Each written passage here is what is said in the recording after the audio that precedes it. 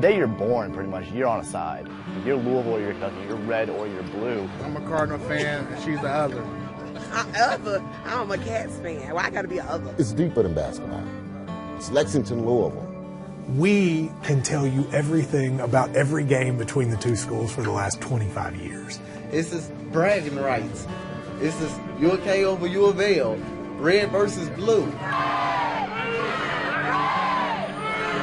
mean, it's blue versus red. And I don't care to tell you, I'm a blue guy. Duke, North Carolina, Butler, Xavier, your rivalry has nothing on this. This is what we live for.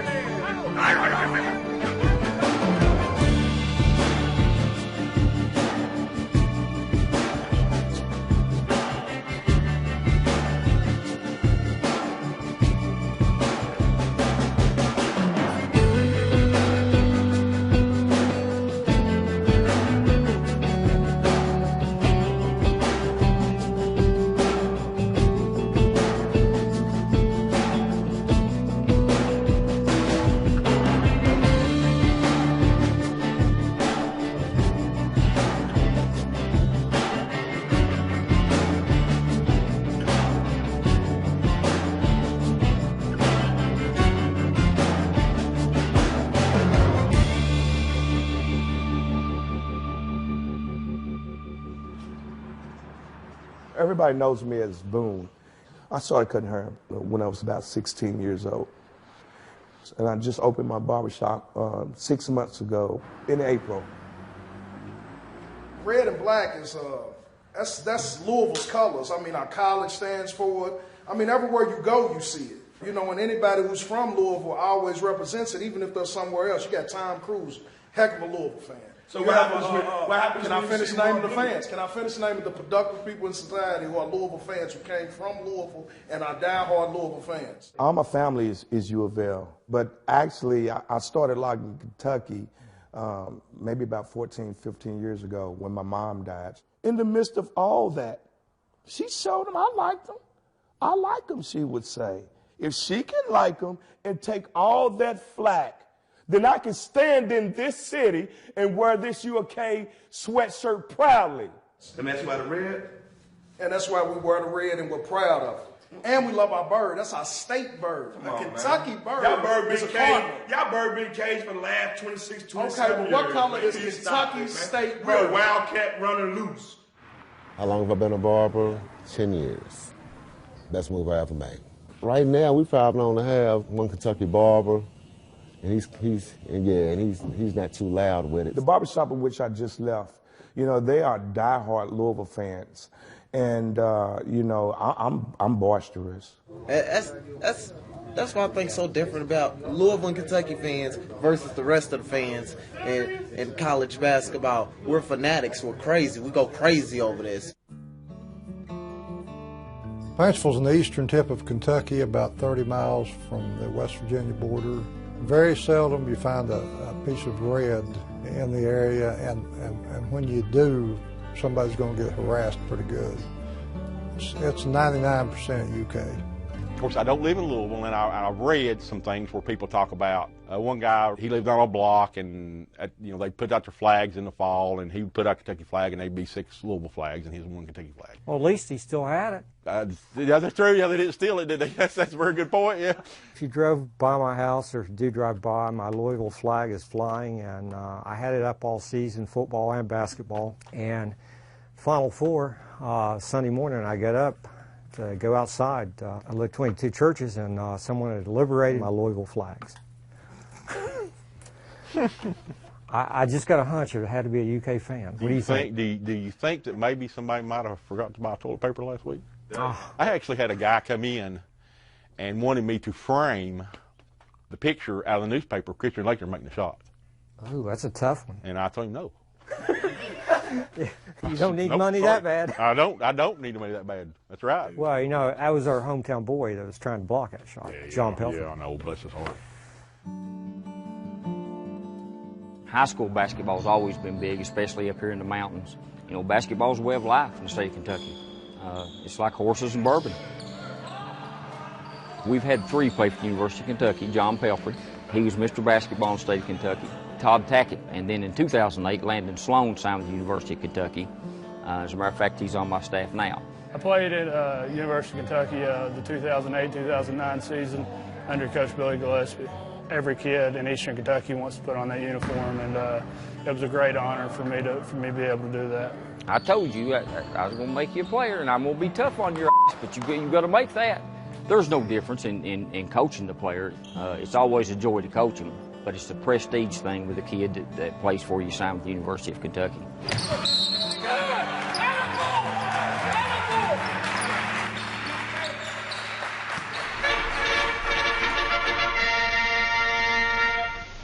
Up in the Cumberland Mountains of old Kentucky, there's a little village. The only way to reach the village is to turn off the main highway several miles away and cut down, up, through and across hills, valleys, cliffs, and streams.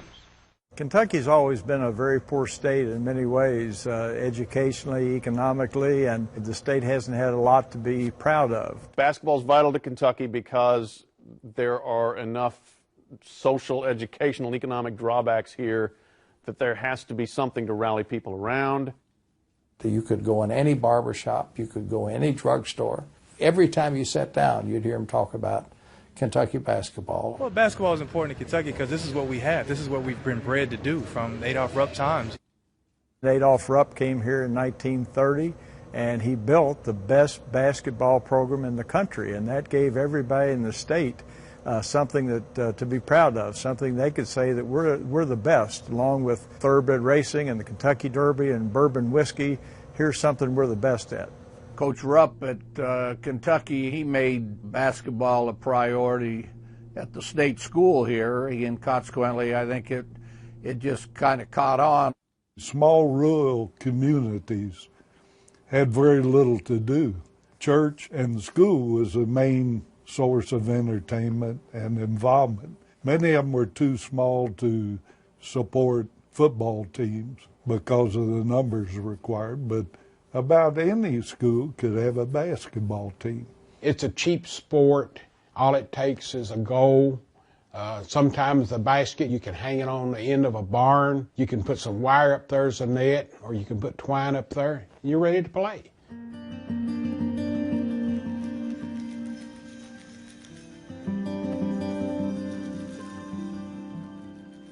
The University of Kentucky was pressured by every state school to add them to the schedule. Coach Rupp and the university adopted an unwritten policy not to play any in-state school. At that time, Adolph Rupp, he didn't want to play anyone in his own state.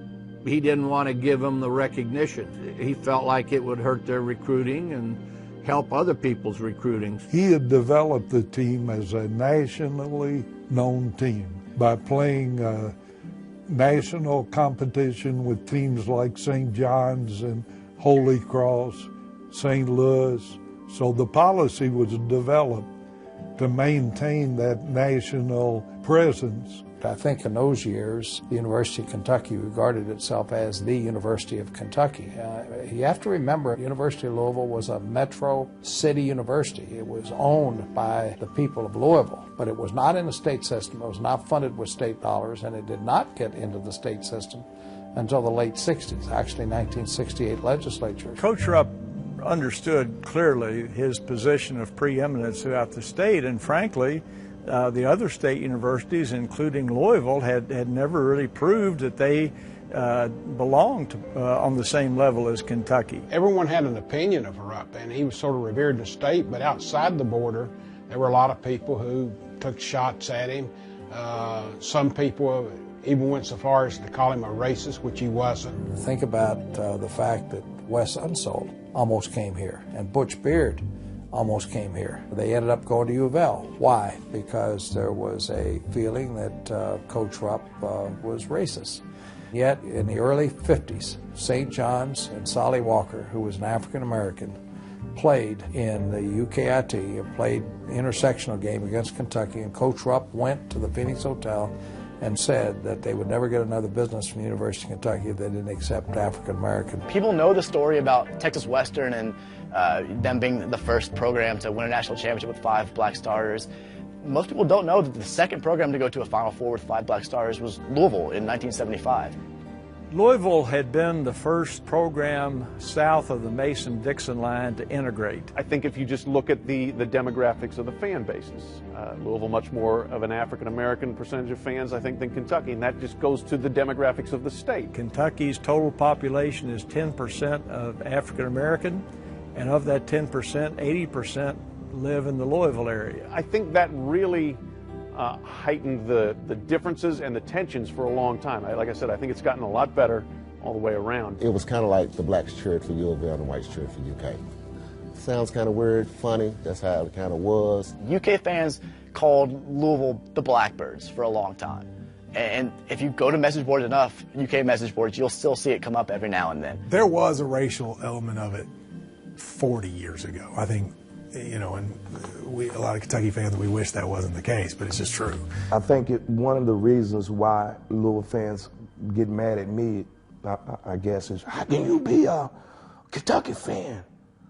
You understand the racism that comes from Kentucky? But they want to know in certain parts of the city where am I repping a UK jersey and I'm a black guy. Are there still black people today that are like, I'm not rooting for Kentucky because of back then? Absolutely. Absolutely. And I would submit that maybe some of them you'll get to see tomorrow. Tomorrow, Boom's coming back. Okay. A bunch of UK fans. Okay. What is it going to be like? It's going to be hell in there. How long has it been since you're down there at the barbershop? I've been down there once or twice, but I left back in March. We want to see Louisville do good, but when they compete and compare against Kentucky, it is our duty to put them in their rightful place. We have the most championships, the most Final Four. We represent this state, and they just need to fall in line with that. The champs are here. Y'all hate to see us coming. What it do, man? What's up, How man? are you, man? You got UK on one side. You got U of L on the other side. What's up with that? We don't I'm a team player. I'm a team player. They both represent me. Card country, baby. Card country. UK ain't nothing this year. They ain't got John Wall, nobody, Davis, nobody down low. They sloppy. How many championships have you won? Part-time. Now you're going to walk away from that answer. How many championships have you won? You won 2. A deuce? When's the last time you won your last one? What difference does that make? It makes a big difference. Come on, man. Now, we like the 7th win and it's 2 wins. Time out for a minute. Come on, don't do that. Don't do that. Tag. Get it. When's the last time y'all won? won? Oh, man, don't do that. You was probably one and I was probably two. We got so many championships. We got so many championships. I can tag team and hand them out for. Isn't that the basis? Isn't that the basis of why you're not a Kentucky fan? Because Louisville fans say that Kentucky was so racist that you would never be Kentucky. Let me finish. And now you're telling me that Calipari has put 10 African Americans in the pros. Isn't that a turnaround? America, we need your fanship. That's Republican. You're a Republican. He's a Republican. He's a Republican. Man, this ain't about basketball. It's about the voting. He don't like Obama. You sweating, man. Yeah, man, got me hyped up, man. I had to come over and get some air.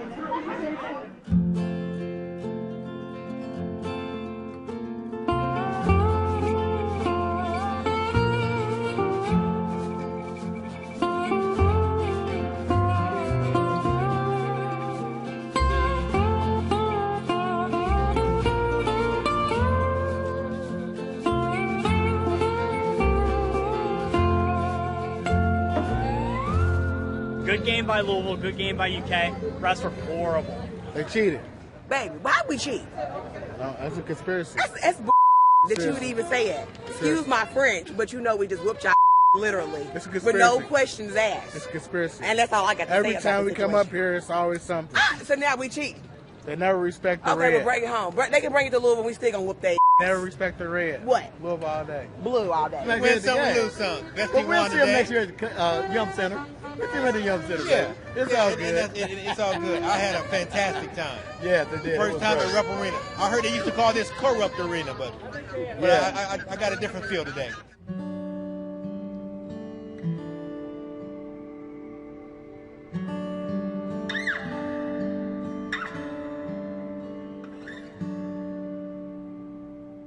The weird thing about this game coming up is that Kentucky has won a national title. So you're coming off 4 wins in a row over Louisville. So the weirdest thing that's really happened is that Kentucky fan is sort of, they're okay with maybe being the underdog in this game. And if you lose it, you lose it. They sort of checked out a tad bit. In the Final Four last year, if it was must-win for Kentucky, this is must-win for Louisville. It's as big as a regular season game between the two has been maybe ever. It's a big game today. Biggest rivalry in the country, so we're excited. I mean, obviously you see it's 20 degrees outside, and we're going to be rocking downtown today. I mean, it's the biggest day of the year for people to live in the state and obviously the city of Louisville. Yeah, Louisville, Kentucky! Let's kill it! CBS Sports coverage of the road to the Final Four brings you to the Commonwealth of Kentucky. Louisville is at home in the Yum Center.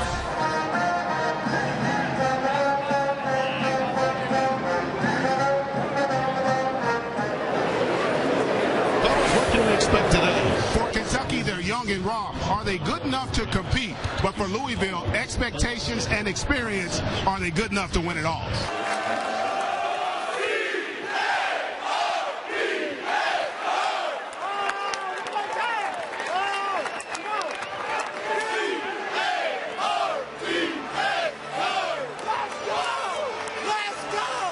Only 80 miles separates these two. And boy, when you come in here, you better be wearing blue or red. I think they may eject you from the pool.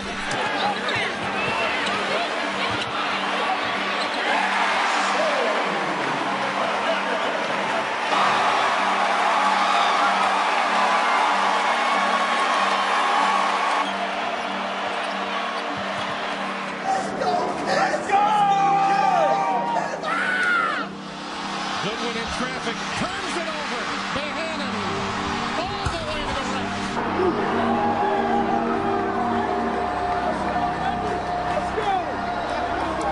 A hard-earned victory at that,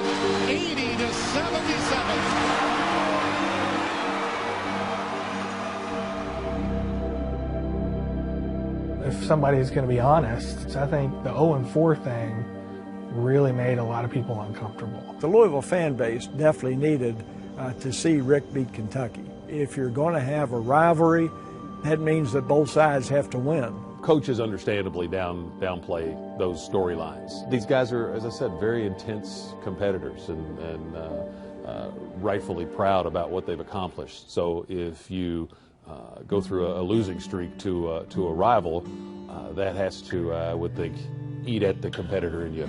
It's a real important game for the fans. For us, we want to beat Kentucky, but not as much as the fans do.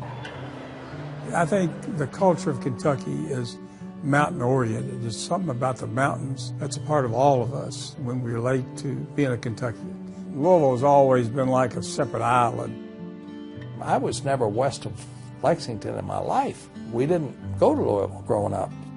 For many years, the state high school basketball tournament was rotated between Lexington and Louisville. It always irritated me when you talked to anybody from Jefferson County that they didn't know where any other town in the state was besides Louisville. So I always considered Jefferson County part of Indiana because I just didn't think it was part of Kentucky at all. Louisville's its own state and Kentucky is its own state. You know, and then Ohio and Indiana and all of that. I'm from the state of Louisville. There is a huge cultural gap between Kentucky fans and Louisville fans. Here, it's not uncommon for a child to be raised knowing how to shoot a gun, fish, things of that nature.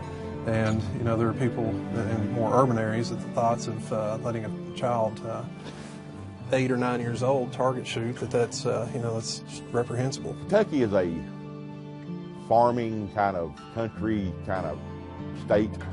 Louisville is a big city. So you actually have two different types of personality, people-wise. People out in the rest of the state view Louisville the same way that I think a lot of people around the country view New York. There's gang violence everywhere. You can't walk anywhere without being shot. That's how people out in the state look at Louisville, and they don't like it. Out in the state, for some reason, has a problem with Louisville and Jefferson County and Louisville has a problem with out in the state. So it's not just UK and U of L, it's the dynamics of the Commonwealth of Kentucky. That game comes down to cultural warfare in the form of a 40-minute basketball game. It's all these differences that Louisville has with the rest of the state coming to a head on a basketball court. Radio was the linchpin to the following that Kentucky built in the state. Back in the early 50s and on through the 60s, there were 3 or 4 networks who originated live broadcasts, play-by-play broadcasts of Kentucky games. 2 great announcers, Claude Sullivan, who was based in Lexington, Kaywood Ledford, who is based in Louisville. Claude died of cancer in 1967 at a very young age, and that's when the UK radio network was formed, with Kaywood Ledford as being the sole voice of the Wildcats. Of course, his voice was on WHAS, and WHAS was the station that you could hear way, way out. Kaywood was the guy who brought the Cats into the homes of a very passionate and loyal fan base. The people up in the mountains, they'd go to a little restaurant in the morning after the game, they'd all say, "Did you hear what Kaywood said last night? Oh boy." When he came on the air, kind of sent a chill down your back, you know. He had that kind of presence. And Kaywood just became so widely beloved around the state, he could have run for governor and won in a landslide. Kaywood was born to be the Kentucky announcer. He was born to be that. Everybody loved Kaywood to death. His last game that he called was that Duke-Kentucky game in 1992. And even though Kentucky didn't win that game, what a great game to go out on. Coach Rupp was the czar of basketball. He won the national championship in 48, 49, 51. And during those years, that kind of success was just unheard of. They were so far ahead of everybody else in the SEC. You know, he was averaging winning all those games by 30 points. That's back when Ralph Beard and Kenny Rollins, Alex Rosen, Ralph and Cliff Barker, Wawa Jones, Joe Holland, those are great players. After the war, he was so loaded, he had All-Americans sitting on the bench. Really, they didn't even start. They had that many good players. You could have as many as you wanted in those days. There was no limit. Rupp used to have tryouts for like 80 players, and he'd pick out the best ones he wanted. It was legal. Taking over for Coach Rupp, naturally there was tremendous pressure. But I had the secure feeling that I had spent 7 years in the program. There was nothing that was going to happen that would have surprised me. I can't imagine what it was like for Joe because of having to follow a legend, know what it's like in the broadcasting business when you're following a legend. I didn't have to do that. I was one remove from Kaywood, so that's a good place to be. It's hard following Adolph Rupp. I mean, you know, Adolph was Adolph, and Adolph got credit, wanted credit, deserved credit. And Joby was his assistant, so it was a tough job. But he had the respect of the citizens here. And no matter what, Coach Hall just kept going forward. And every interview that I ever had with him, any interview anybody ever had with him, he talked continually about the legacy of the program and that his job was to carry it on, his job was to continue to build it, and he did. Winning it in '78 was big, especially when you've got the target on your back. And the Cats had the target on their back right from the beginning of that year with Kyle Macy coming in and then to have to beat Arkansas in a tough game in the semifinal and beat Duke to win it. It was really something. I can't imagine many programs where the equipment manager becomes an iconic figure or gains the status that Mr. Wildcat did. He was the last link to Adolph Rupp and Kentucky as the undisputed heavyweight champion of college basketball. Bill Kitely was my mailman when I started my company. He was a full-time employee of the post office department. And then later on, I think he was actually full-time equipment manager. Bill was the most genuine man I've ever met. The first time I met Bill, probably talked to him for 45 minutes. I felt like I knew him all my life. He made you feel like that. Oh, everybody loves Bill Kitely. He's a sweetheart. He's a fellow you want to have breakfast with every morning. He was the ultimate fan. Man. He could afford to be more of a fan than Kaywood. Kaywood might be one, but he couldn't say it. He is the eternal optimist who truly did hate Louisville. The biggest thing for Bill was to beat Louisville. That was his thing. He always said that Christmas never really came until you beat Louisville.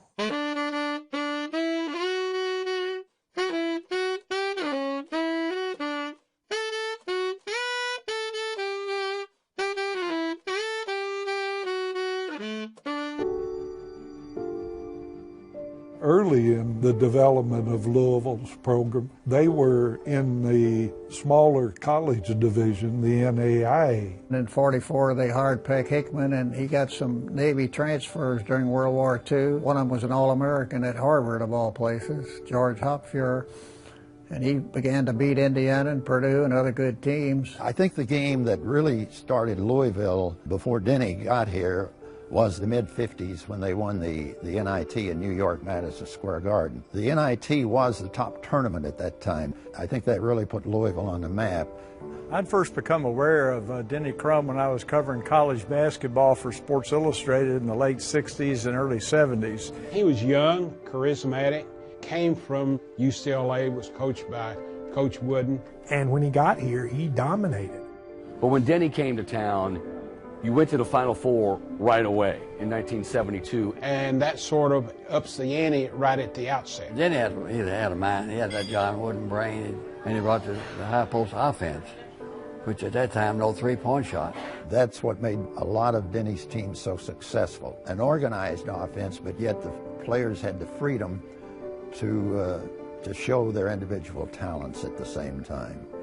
Louisville had developed a cast of characters that came to be known as the Doctors of Dunks. And they were looking for something so that they could identify themselves and separate them from everyone else. So they developed these doctor smocks and things for warm-ups and stuff. I don't know, it was kind of crazy. There was a very soulful presence to that team, and it was very much in stark contrast to what Joe B. Hall had going on at Kentucky. Not as much from a racial standpoint, but just from a very buttoned down, very serious way of playing basketball and comporting themselves, whereas up the road, Louisville was fun and freewheeling. They won the style war by a lot. The style of play that Louisville had, I think, was appealing to recruits. And that just put that much more pressure on the Kentucky program. And to this day, I think that's the 1980 U of L team that won the NCAA at Indianapolis was one of the truly, really great teams. 14 seconds left. Denny Crum, who has been eliminated from the Final Four in his two other opportunities by UCLA, and now is only 14 seconds away from that precious first national championship. We had, Darrell Griffith, who was as good a player all around as most anybody you'll ever find. They called Griffith Dr. Dunkenstein. Dr. Dunkenstein. I've never seen anybody ever be able to dunk the basketball like Darrell Griffith. I just didn't think it got any better than Darrell Griffith. You know what I'm saying? Won the championship, player of the year. When I was a kid and my friends and I would play basketball in the backyard, I was always Darrell Griffith. People be like, you trying to be like George, or they look like George. When I was coming up, people was like, you trying to be like Griff. And that's who we emulated when we were kids. It was Darrell Griffith and Jerry Eves and all those guys, man. They didn't care who scored or who got the credit, and I think if you don't care who gets the credit, why, a lot of good things can happen to your teams. Denny, what's all the excitement? Just another day at the office? Not exactly another day. It's a day of history. Congratulations, Steve. Thanks a lot, man. It's what I wanted since I came here. It's not a bad way to finish your career. Not at all. Not at all. Bryant, I thought Denny Crum's comment was most significant. He says, you can't live in the past. It was our turn this year. In 1948, they had a qualifying tournament for the Olympic team, and Louisville qualified by winning the NAIB. Kentucky won the NCAA and qualified. So Kentucky played Louisville in the first game and beat us like 91-57. And of course, they represented the USA in London and won the Olympic medal. And when they came back, there was a train station downtown Lexington. I'll never forget that. And they took them up down in convertible down Main Street. Well, in '59, they didn't even televise the game. That was probably the worst record that we had in the years that I was at the University of Louisville. I think going into tournament time, we were probably 13 wins and probably 10 losses. It was in Evanston, Illinois, at Northwestern University. So it was on the radio. Louisville's down by 15 in the first half, and Louisville ended up winning, I think it was 76-61. And it was just unreal because Kentucky was number 2 in the country and Louisville was, not ranked. Well, when I took the Louisville job, I felt like it was important that we play the best schedule we could play. And you want to play at the best teams? Well, Kentucky was usually one of the best teams. Denny immediately just couldn't understand why Kentucky and Louisville didn't play. And there was a story in the newspaper about what great recruits Kentucky had. And Denny said, well, yeah, they have a great class, but I think have one better. And that really was the first time that anybody had ever questioned Kentucky's superiority in the state. I kind of kept on Kentucky. I chided them in the news about not being willing to play us. Denny was kind of the great villain because he was pushing for this game, and Kentucky doesn't like to be pushed. When Ed Diddle was having some great teams at Western Kentucky, when Peck Hickman was here at the University of Louisville, they kind of accepted things the way they were, and they'd never made any particular big racket about wanting to play Kentucky. It was just a foregone conclusion that Kentucky was on a different level from everybody else. Coach Hall was entrenched in his position that he had inherited really from Coach Rupp, and I think believed in. And so you had two strong forces on either end of the spectrum that both had, top 5 programs, and the pressure from media and to fans certainly just continued to grow. Denny Crum goes to the NCAA in '72, then he goes in '75. Then in 1980, we won the championship. By that time, everybody's saying, well, how come these two teams are never playing? The idea was really catching hold that Louisville is now at that position where it deserves to be in the same conversation with Kentucky. So I thought, now's the time to write a column that says, okay, it's time for Kentucky to get off its high horse, and it's time to begin a series in both basketball and football. I have to give Billy Reed quite a bit of credit. He was a top writer in the state. Billy Reed had Kentucky ties, but he worked here in Louisville. I don't think the Lexington media was pushing it that much, but it began to roll like a snowball downhill. The Courier-Journal had home delivery in all 120 Kentucky counties. When people around the state got up on Tuesday morning, they knew that Louisville had won the championship, and the first thing that a lot of the Kentucky fans read was my column, and they just went ballistic. There was really a strong anti-response around the state, which was predominantly dominated by Kentucky. Here in Jefferson County, of course, the Louisville fans loved it. We just wanted that game so bad. If we lost, we lost. If we won, we won. But we thought we could win. Our senior year, we were ranked #1 in the country, and we just wanted to line up against them.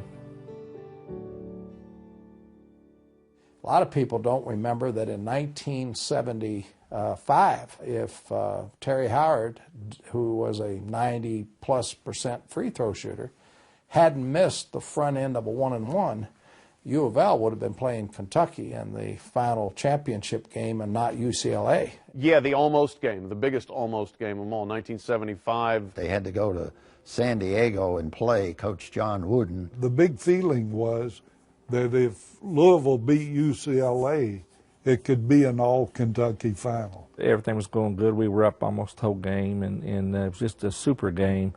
Long looper to Bridgman, drives to the baseline, bounces along the baseline, turned and put up and in by Bunton. Bill Bunton racks up his 7 points, and Louisville leads by 4, 43-39. And so we're 1 point up, and it's our ball. And so here it is again. It's in my hands like always, because that's just what we do. And that's just what we did. Terry Howard with it. They would rather he be fouled than anybody out there. Coach Wooden was standing up on the sidelines, which he never stood up. He was screaming, which he never screamed. And he was saying, don't foul Howard, don't foul Howard. He had missed the free throw, don't foul Howard. And they fouled Howard, myself. 20 seconds to go. 1-and-1. He fires it. It hit the right side of the rim, left side, and went in, and then it bounced out. But now they got the rebound, and they had to hustle down and make the shot. 9 seconds left. Off on the right side. It goes to Johnson. They go into Washington. Up for a jumper, 10. He's got it. UCLA wins it 75-74. We got to the Final Four, which was, I think, a really good accomplishment, and it kind of catapulted us, into the national scene.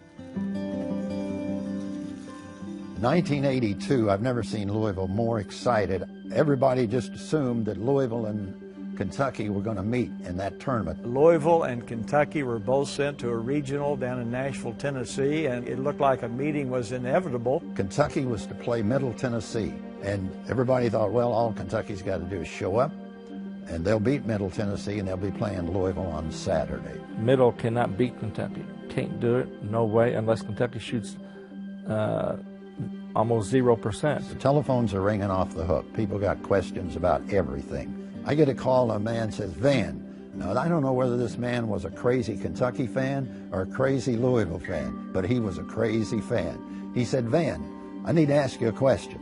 I said, yeah, what's that? He said, I'm going to be in Samoa Saturday when Louisville and Kentucky play that game. Can you tell me what channel that game's going to be on in Samoa? I said, man, I don't even know if they have a television station in Samoa. But there was one big problem. The dream game never came off because a little heard-of university called Middle Tennessee beat Kentucky and took the Wildcats' place against U of L.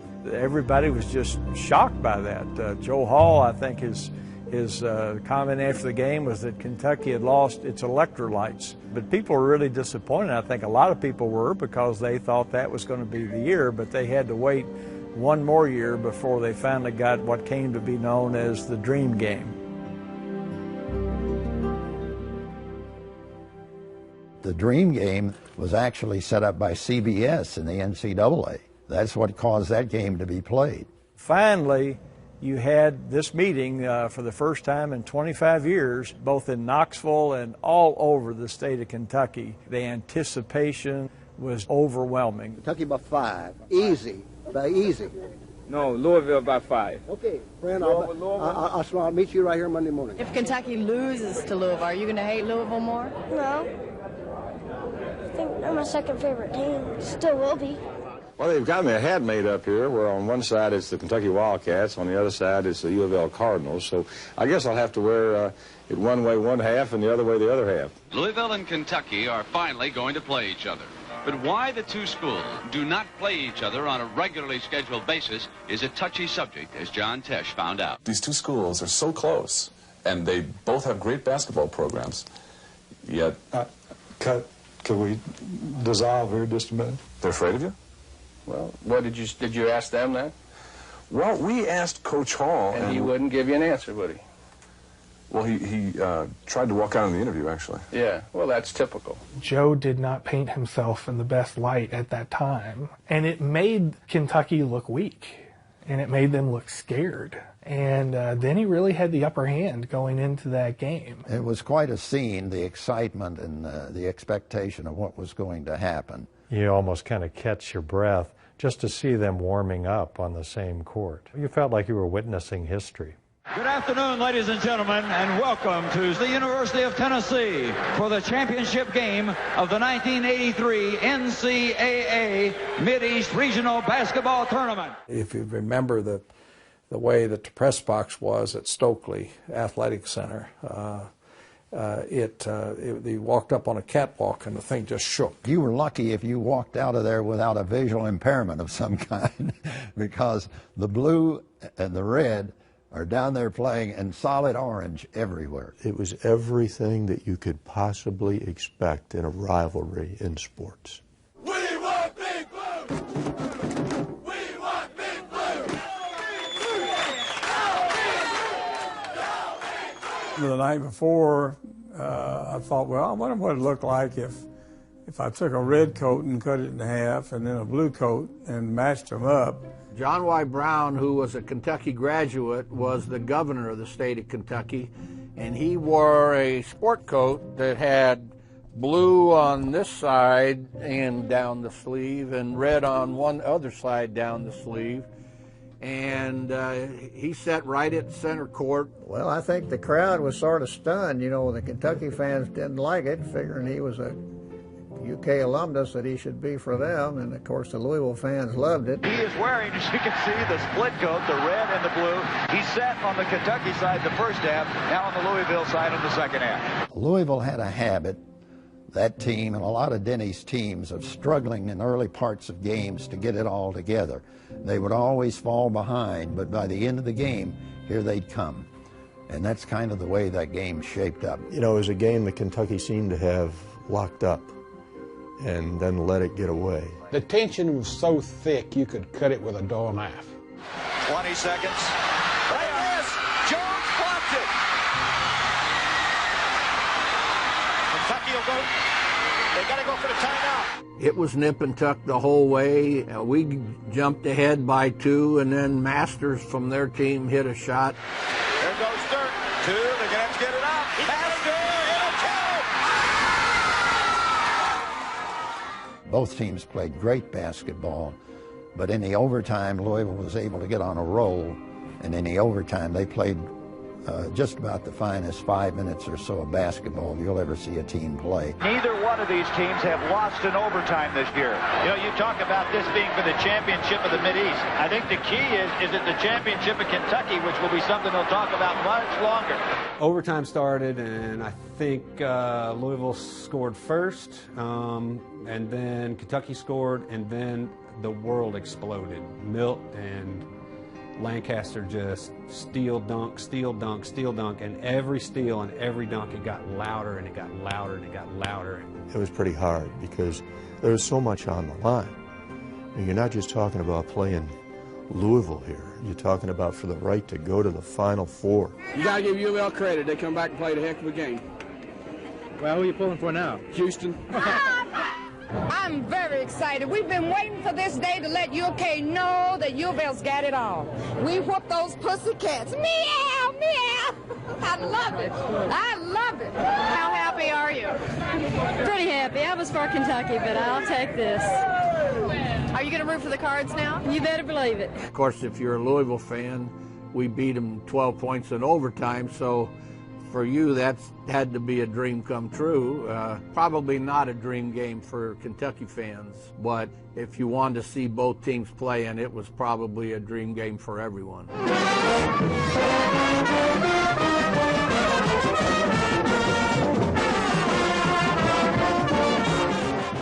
To have all that build up for everybody's lifetime, and then they go into that game, and to have it actually be as good as what everybody wanted it to be, that's phenomenal. It really did start the rivalry. That started it. Then all of our cheerleaders out there got together, their cheerleaders and our cheerleaders, and they intertwined arm and they sang My Old Kentucky Home. It was sort of like the Israelis and the Palestinians coming together.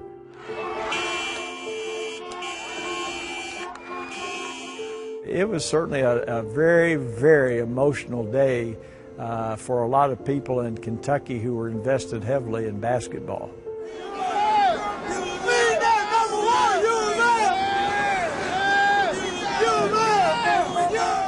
After the game in Knoxville, Kentucky didn't right away say that we were going to play Louisville. There were pros and cons about whether you should or should not play them. A lot of people felt like I did. What are you going to accomplish by it?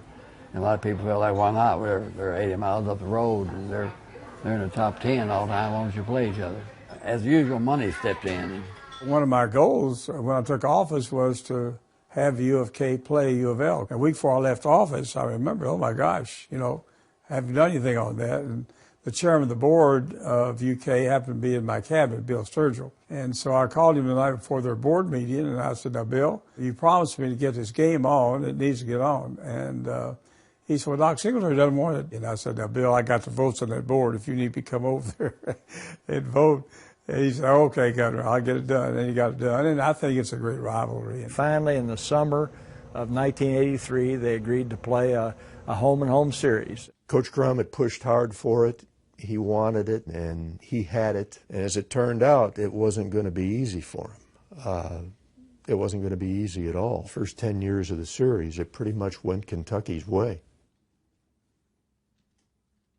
You can strike up a U of L UK conversation or argument, depending on which way you want to go, any day of the week, of any month, anytime.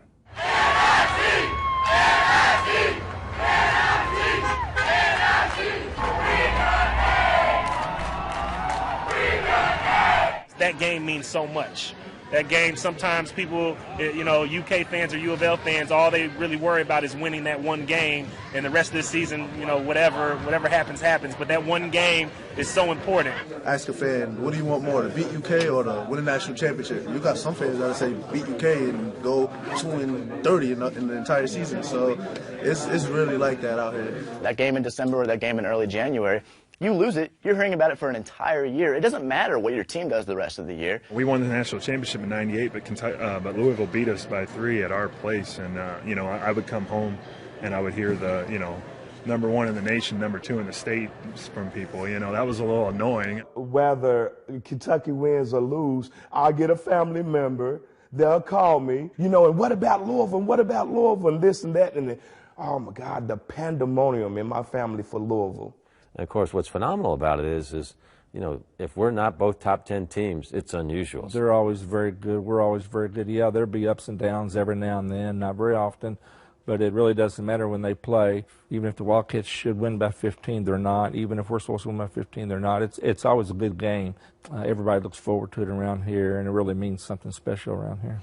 If grown men didn't fear what others would say about shedding tears and stuff like that, some of these guys would cry after I lost. You know what I'm saying? I feel that way sometimes. And that was it. The last time I ever rooted for the Dirty Birds. That's the way it is. You have to understand the fan mentality. And what the fan mentality is, it's the number 1 rule. It's not you love your team. It's you hate your rival.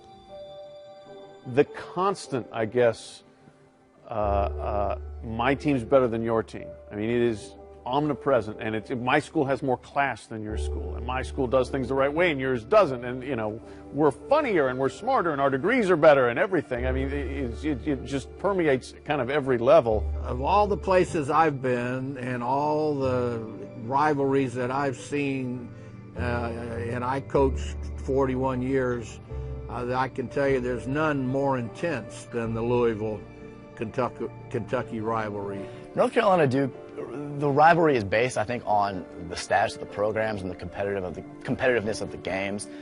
There's not as much passion there. If Duke loses to North Carolina in that first game in January, they go home, they study, they do whatever they do if you're a Duke fan, and they say, we'll get them next time. And if we don't get them next time, we might get them in the ACC tournament. Kentucky Louisville fans, you get one chance. I think both fans are as passionate about their programs as any place in the United States. These are fans who would bleed for their teams and do bleed for their teams. There's nothing that infuses passion than Kentucky versus Louisville, blue versus red, red versus blue. There's nothing, any place in this country, that evokes that kind of passion and feeling. I didn't think it would be that crazy, like, as far as basketball, because, New York, the Mecca, but it's up there. Like, as far as the UK and Louisville, and then you got Indiana across the bridge, then you even got Western Kentucky fans, diehard fans of those guys, development. It's nice. It means nothing to me. I don't care about the rivalries. Sometimes I get upset with the players because I don't see the players playing as hard as I want them to play when they play Kentucky, but they don't understand the rivalry that the fans have. Have you ever heard the history of it? Has anyone ever taught you it? No, I don't really want to know, because I see people going crazy. They just coming to play another game of ball to them.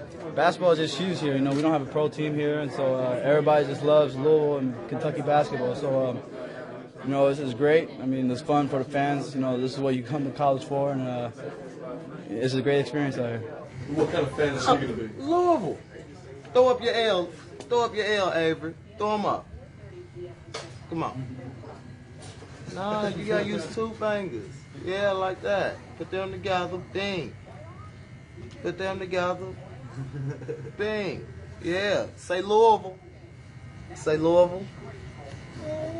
Yeah, y'all heard him. I've always lived in Eastern Kentucky, and I've always been from the country. Eastern Kentucky's always been a poor, impoverished area. Kentucky basketball is something I think you can be proud of, even though things may be tough at home and, the crops may be not doing very good or work may be going bad or whatever, and you think everything's against you. Well, we can watch Kentucky basketball and see winners and everything's okay. I started this business in the summer of 1985. I guess that makes 27 years I've been doing this.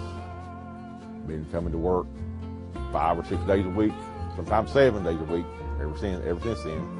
And I really like the fact that I get to frame a lot of Kentucky stuff because I enjoy that. Put that on there along with that. I think that'll look really nice. That looks really good. All right. Sounds good. Thanks a lot. Thanks, sir. Appreciate it.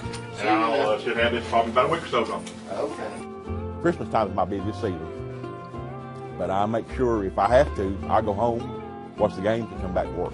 But I will watch the games if at all possible. Like I say, nothing in particular made me a Kentucky fan. I think I just was ever since I can old enough to remember, because my dad was a Kentucky fan. Elliot Brindley, 46 years old. Been a Louisville fan since 1975. I was actually a Hoosier by birth, Cardinal by the grace of God, so they say. Cardinal country, who's on there? Felton Spencer, Purvis Ellison, Kenny Payne, Will Ologist. Yeah, man, this stuff's ancient. I don't think I ever wore this shirt because it's a large and it would probably swallow me now, so I know it would have swallowed me at 15. The original Dream Game ticket stub, yeah, it's in pretty good shape, I'd say.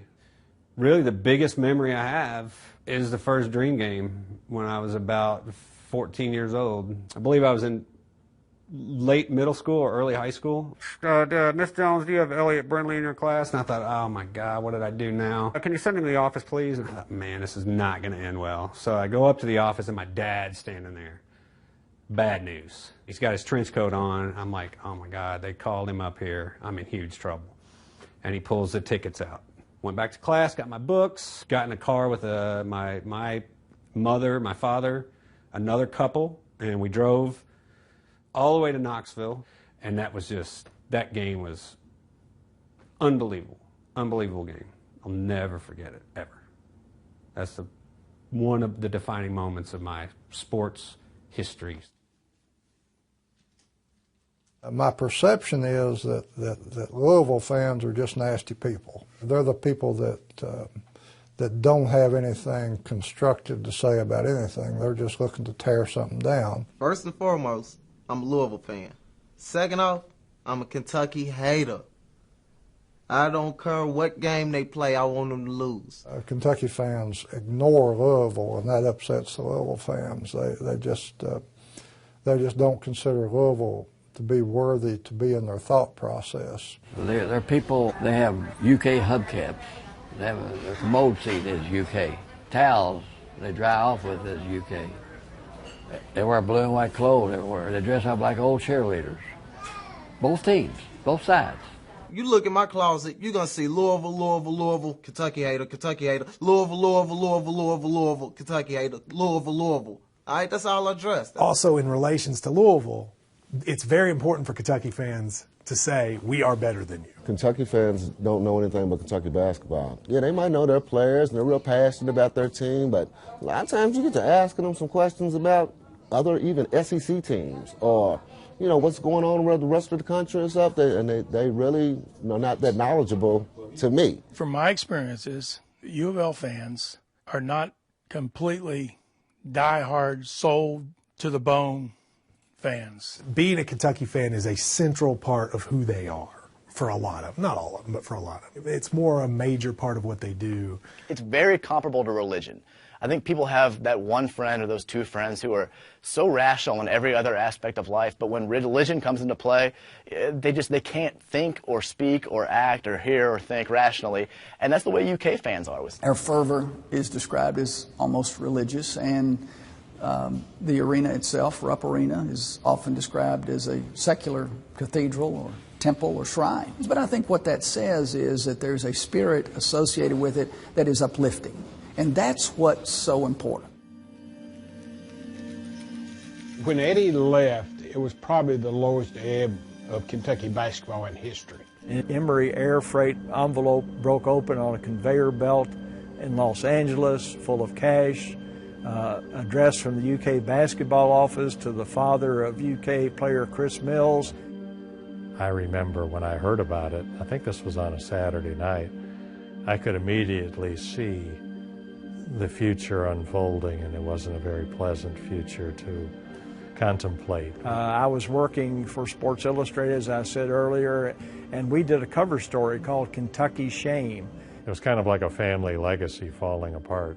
When Rick Pitino came in as the Kentucky coach, I was convinced it would just take years to get Kentucky back to the top. When he came to UK, the program was it's as close to the death penalty as anybody's had without getting it. Rick always loves to be an underdog and work himself up. And there was no better place to come than Kentucky because it had a history. What he did in his first season, they went 14-14. Haywood Ledford said it was a miracle. Said he should be Coach of the Year for what he did. To this day, I don't think there's another coach anyplace that was available then that could have done what Rick Pitino did with this program. To be honest with you, I wasn't a Rick fan. I wasn't a Rick fan because he's an Ivy League man, you know, nice tie, nice dress. I didn't think he'd make it at Kentucky. Well, he was a Yankee, first of all. We didn't hardly understand him.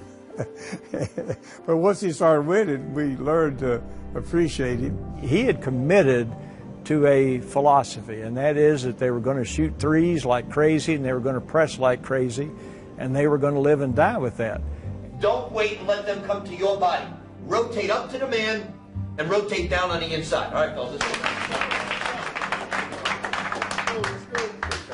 Kentucky fans adored him. They loved his sort of New York attitude and, you know, his swagger and then those early Kentucky teams he had are the most beloved in the history of the school. The Unforgettables, of course, was the team that lost to Duke with the Leitner shot. They're called the Unforgettables because when Coach Pitino came in as the head coach, these four guys, they were not probably the most athletic group, but they had the hearts, and they're the ones that stuck it out, and they'll always be remembered. And the team that he put together in 1996 is probably the best team that I've ever seen. They were so deep. Their second five was like a top 15 team as well. He actually could have won another title there, but he had one kid there, Anderson, I think his name was. He didn't play because of the knee. In 1996, we won a championship. 97, my senior year, I got hurt. We went to the championship game and lost in overtime. We won it again in 1998. We had a dynasty in a modern era that was unheard of. God, if I would have played, maybe we would have won that.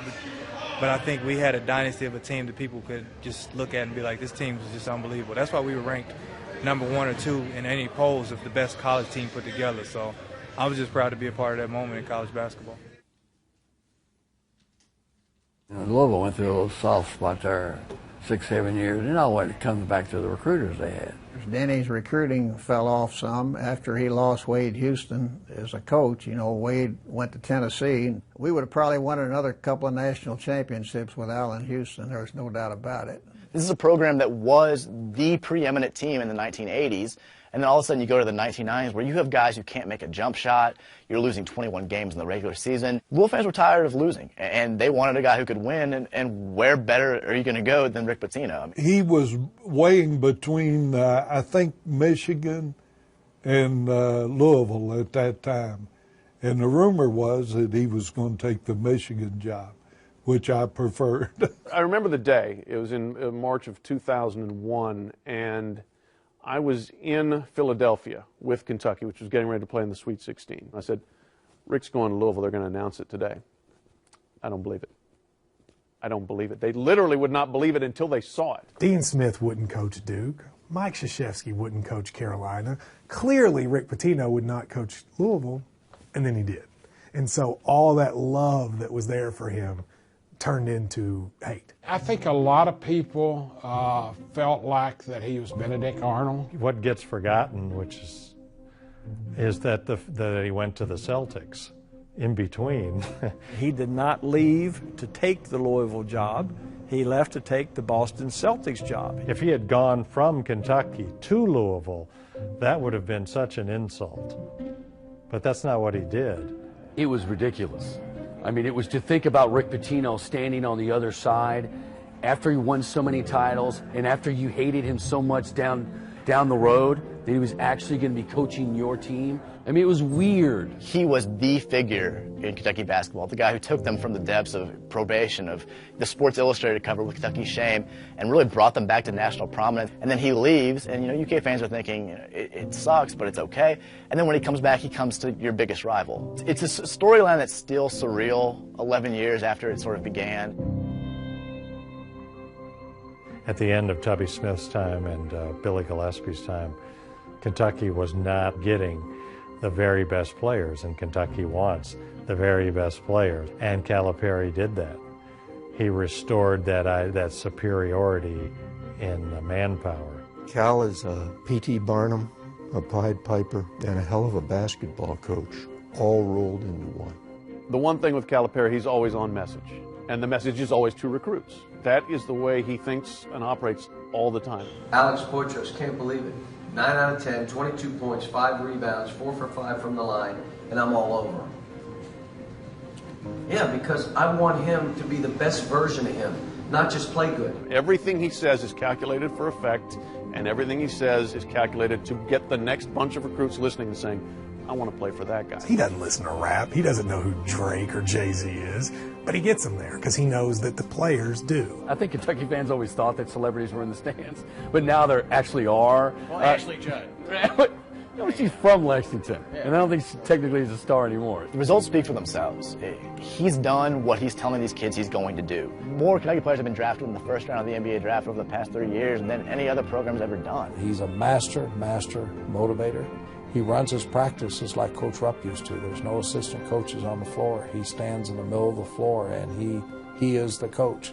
I thought you hire a guy from Memphis. They just ripped a Final Four from them. I thought it was risky. Worldwide Wes is one of his buddies.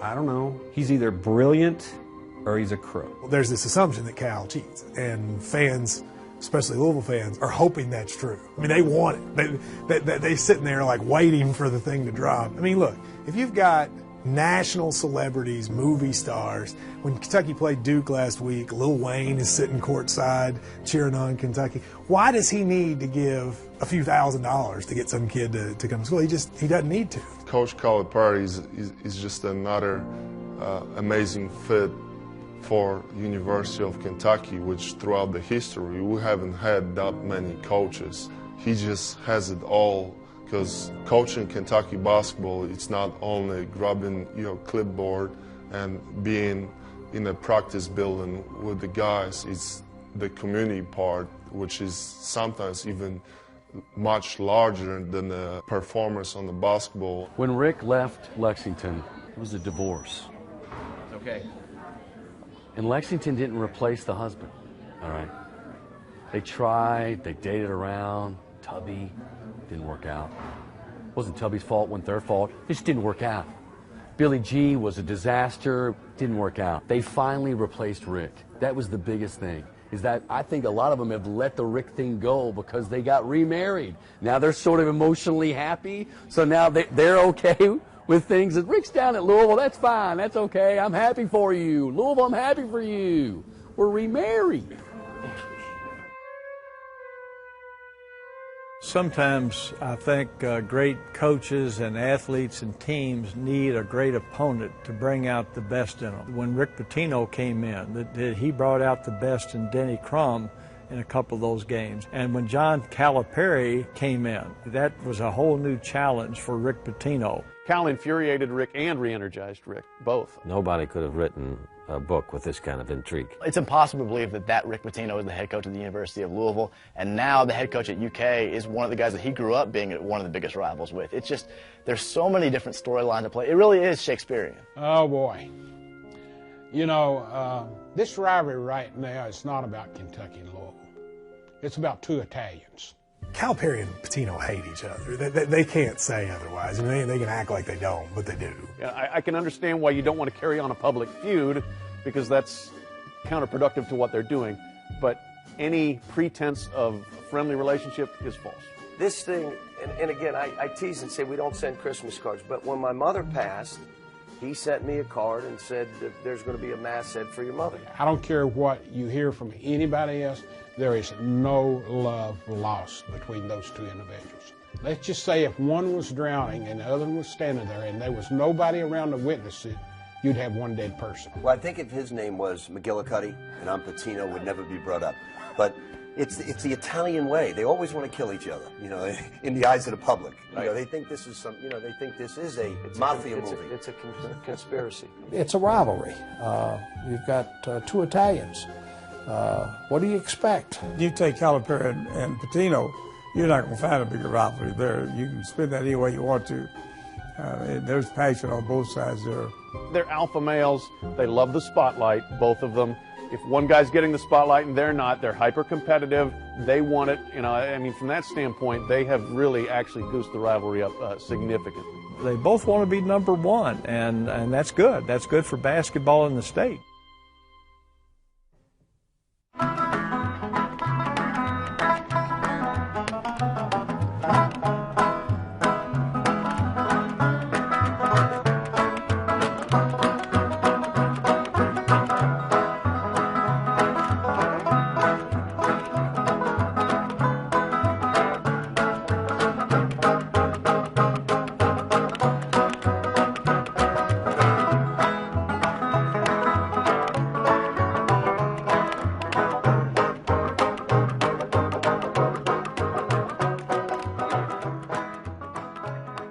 There was a great sense of pride that the two teams from our state were playing for a shot to play in a national championship game, and Carolina and Duke had never been in that position. So it was Kentucky and Louisville the first ones to have that kind of rivalry matchup. Having covered sports in the area here for 25 years, it was the single greatest sporting event I've ever seen here. Police in Georgetown were called to a dialysis center Monday after a UK and U of L fan, each 70 years old, gave each other a full court press during their treatment.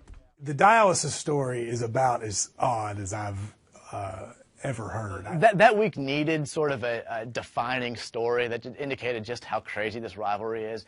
And two guys fighting while they're hooked up to dialysis machines is about as insane Louisville, Kentucky as you can get. I didn't talk to him about the ball game. I was talking to another guy about the ball. He left him and told me, shut up. And then give me the finger. I said, what? I'm not talking to you. You know, I'm sitting there hooked up to a machine, and I can't do anything. And I hit him. Didn't hit him that hard, but I hit him. It's a microcosm of the entire rivalry. These people are dealing with gigantic issues in their lives. They're elderly. They should be mature enough not to be fighting over basketball games, and yet it's still taking place.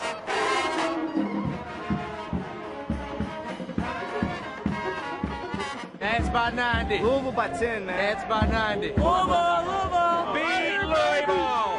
Beat loser! Cards by 2, last second 3. It's gotta be the drama to put the stake in their heart. If you were in New Orleans and you were on Bourbon Street, all you saw was red and blue. It was what this rivalry is really all about. I would say at least 40 to 45,000 of those fans in New Orleans for that Final Four first round there were from Kentucky and Louisville. It's going to be a good game. It's going to all depend about defense. You know, both teams are very good in defense, and you know, right now Kentucky has a lot more talent than Louisville, but made the defense team win. I actually think Louisville will be in foul trouble and it'll be a blowout today. I'm kind of scared to see what happens. I'd rather lose than to see what happens. I'd rather lose than to have to deal with her being depressed the rest of the weekend.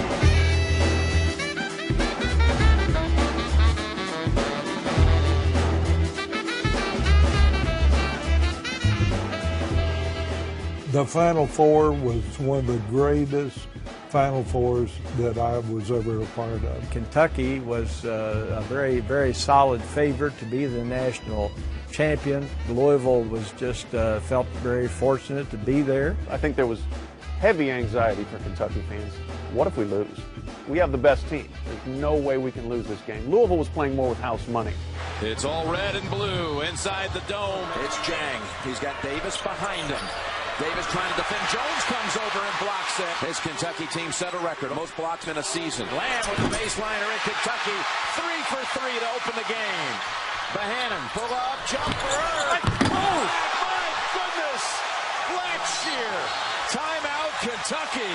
Louisville makes a run, and cuts it to 3 or 4 or something like that. I left. I couldn't take it because I was like, if we lose this game, I'm not going to be able to handle it. I went and watched it in a bar across the street because I just couldn't deal with it. Louisville put up a good fight, but it just wasn't going to happen. It was just too good a basketball team that John Calipari had. Kentucky wins the state championship and will play Monday night for the national championship.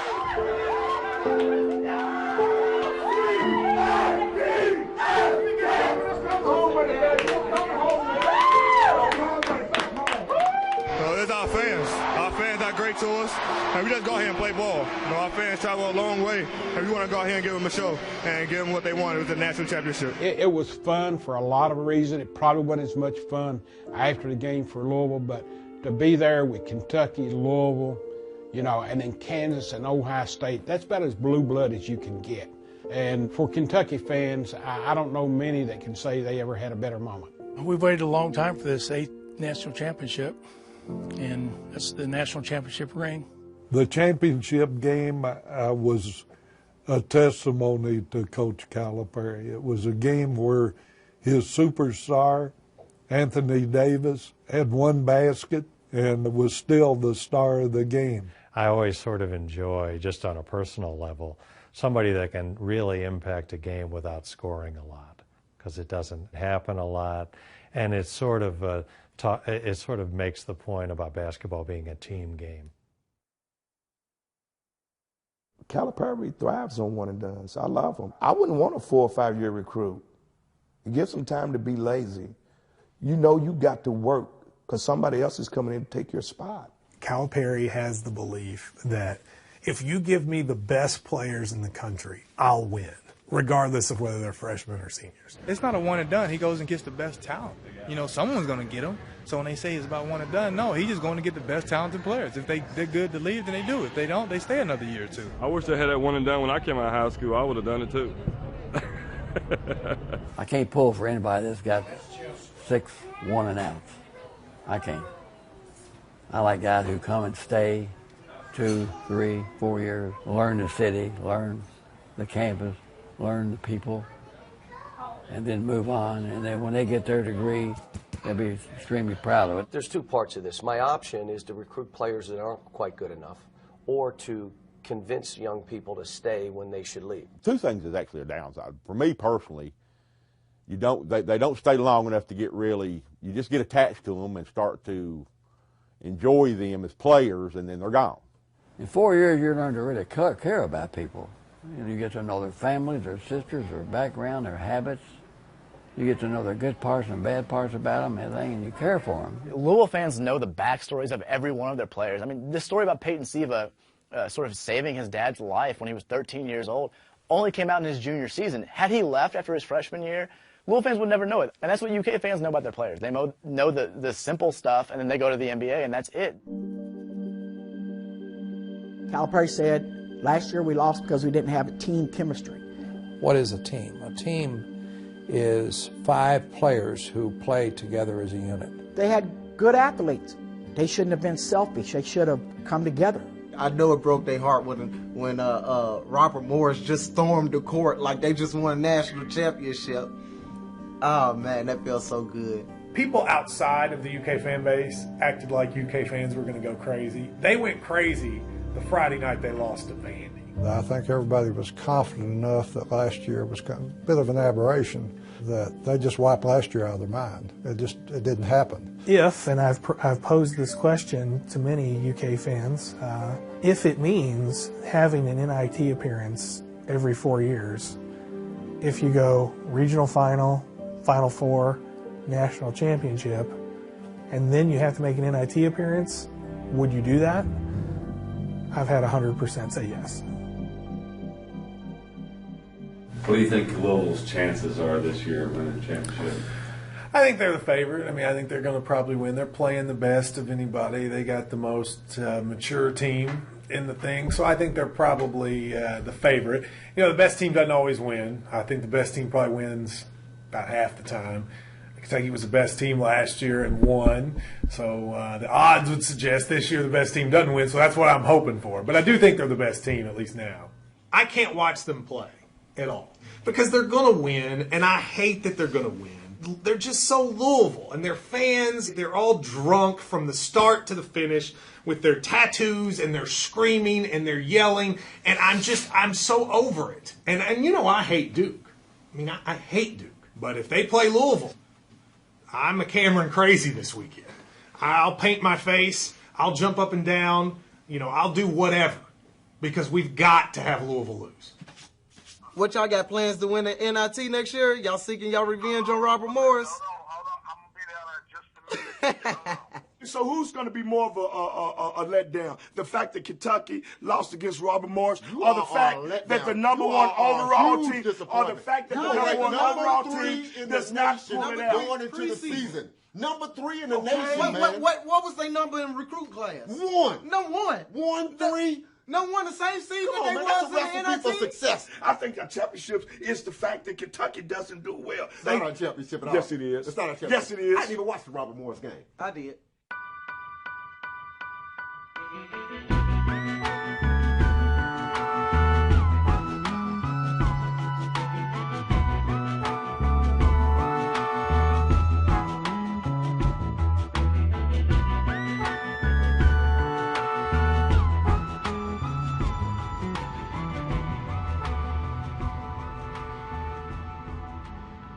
The Louisville team in 2013 was really one of the first teams that came along that made me wish I was still writing a sports column because they had such an interesting mix of personalities. The thing you've got to love about Coach Pitino is how he really molds a group of guys and turns them into a wonderful team. They made a good run.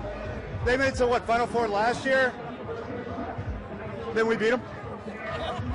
We lost to them last year. We took it inside. They talked about what they did. Here we are, right back again in the Final Four. Kentucky's got the best basketball, period. And I guess second best is Louisville, so we'll just keep the championship at the state. I guess sometimes second best has got to win. It's happening here tonight and Monday. I'm Donna. Put that wherever you want to put it. I predict it. We're bringing it home, Louisville. We're bringing it home. For y'all. For Kev Ware. Of course, I think when Kevin Ware suffered that horrific injury against Duke in Indianapolis, I think Louisville became America's team. It galvanized people, I think, for a couple of reasons. One was it was a horrific injury, but then to see the way Luke responded to that and the team responded to it as well, I mean, it just put this tremendously human face on the Cardinals. You turn on Good Morning America and they're talking about Kevin Ware. You turn on the evening news, they're talking about Kevin Ware. Everybody was talking about it. And the number one thought going through Kevin Ware's mind at the moment of the broken leg. At least my bracket's not busted.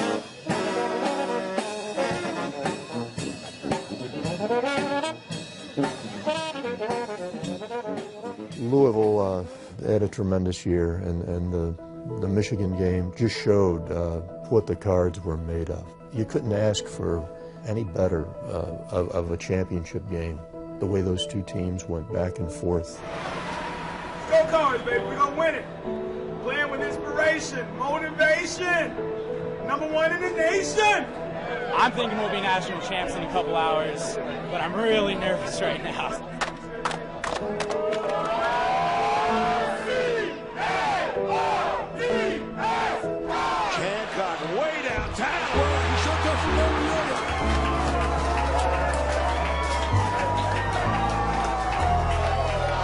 Pick set out on top, but the ball is loose. And now they get it to Seaver. It's going to be Louisville in front.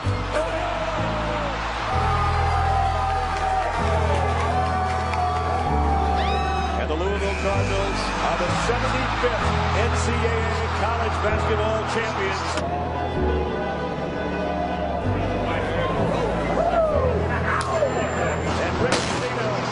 Won his second national title, first in Kentucky, and now at Louisville. The first man ever to do it at 2 different schools. Louisville just had so many people who stepped up, but that's how good they were. And Rick Pitino deserves all the credit. I mean, Pitino was incredible. He came back, 3 different games, 10 points down.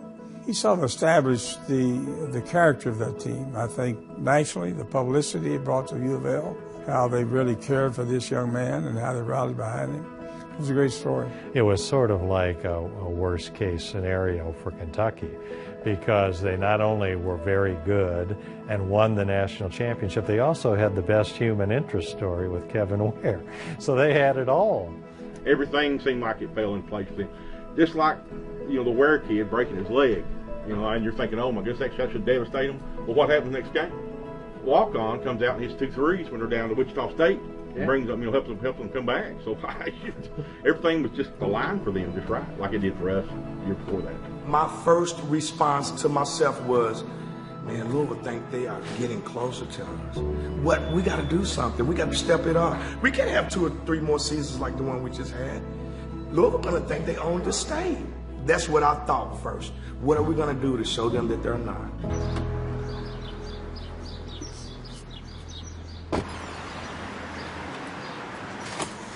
Oh, my mind. Oh, my mind. Yeah. Hey, how you doing? They got it. See all this blue in there? Hey, how you doing? How you doing? Yeah. I think I owe you a bit of apology for that win y'all got. I said we was going to smash y'all and y'all wasn't going to be nothing. Y'all probably being NIT.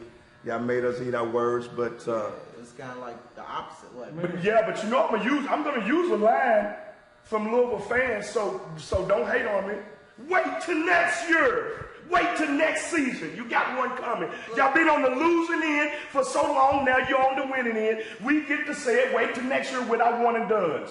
You got 5 more to go. 5 more to do what? Before you catch up with Kentucky. Why do you think somebody's trying to catch Come on, up, huh? Because you're always the little brother on the block. Next year, Kentucky will be back on top where we was, and you'll be back in your place where you ought to be. And everything will be back to normal. It'll be fine. Dude, the whole aura throughout the whole state of Kentucky will be, it's back to normal. We own this state. Man, y'all don't own nothing. Yes, we do. We're not even in the same state. Louisville's his own state. Louisville, capital Louisville. But you know. The Louisville-Kentucky rivalry, there's really 2 factions, I think. It's the Louisville fans in Louisville against the Kentucky fans in Louisville. There is a strong Kentucky fan base over in the city of Louisville. There's no question about that. The University of Kentucky's largest alumni group is located here in Jefferson County. There's probably more Kentucky fans in Louisville than Louisville fans in Louisville. I hear from the U of L haters all the time that live around here. I get mail, you see it on social media, saying, I used to think that mayor was a good guy, but he's over the top for U of L. I'm never going to vote for him again. This kind of stuff. And the people that come up and talk to me and they try to counsel me about this, I just look them in the eye and say, remember, I'm the mayor of Louisville, not Lexington. The city of Louisville is divided, and the city of Louisville is divided hard, and that's kind of ground zero. Once you leave Louisville, everywhere else is Kentucky. Everywhere else is for Kentucky. Yeah, they ain't got no sense. That's what it tells you. They out there working, making moonshine, and rooting for Kentucky. And betting on horses. That's what we do in Kentucky. That's the way it is. And any of them with sense live in Louisville and go for Louisville. There's so many Kentucky fans in the city of Louisville, and there are so many Louisville fans who want to say, this is our place, this is where we play, go watch your team somewhere else, that it's so funny to see that mix. Yeah, they all just kind of meet up here for drinks in this little town, and everything goes nuts. The sport's top prize on the line with Louisville and Kentucky playing each other, the state would explode. The city would be on fire. The city would be on fire. People would not be able to handle it. There'd be a whole bunch of people down on 6th Cedar in jail. There would be riots. There'd be a whole bunch of people in the middle of the street. The celebration may go on forever. They could get there on opposite sides of the bracket, and I hope I'm there to see it.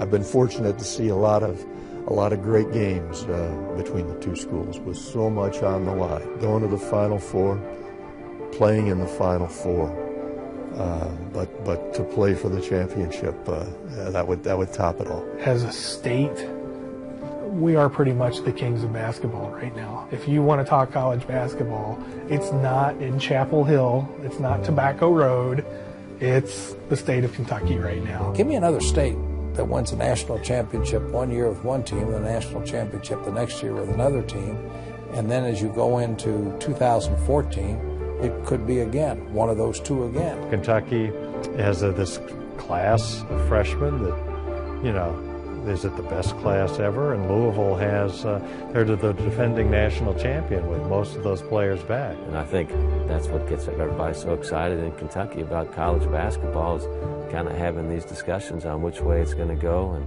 I hope that continues for an awfully long time. It's good for our cities and it's good for the state. I don't see Cal going anywhere soon. I don't see Rick going anywhere soon. I think you're going to see this rivalry even get better. You can talk about blue and red all you want. It's Kentucky. It's the state of Kentucky, and it's the state of Kentucky that benefits. Because after all, at the end of the day, we're all Kentuckians.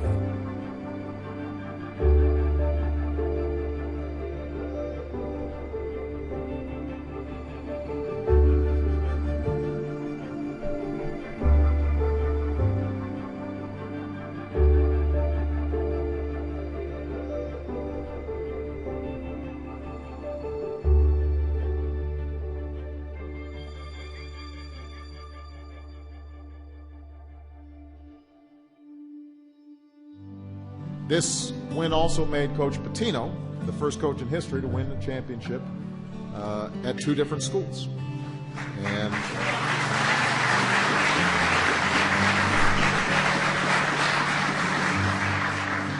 we won't name the other one right now. The easiest thing in the world is to denigrate someone today. You know, I listen to, it's only 5% of the Louisville fans and 5% of the Kentucky fans that do it. You know, the rest of it, you know, like I said yesterday, they're all married to each other. They live comfortably, you know so they have children together. So it's, you know, now,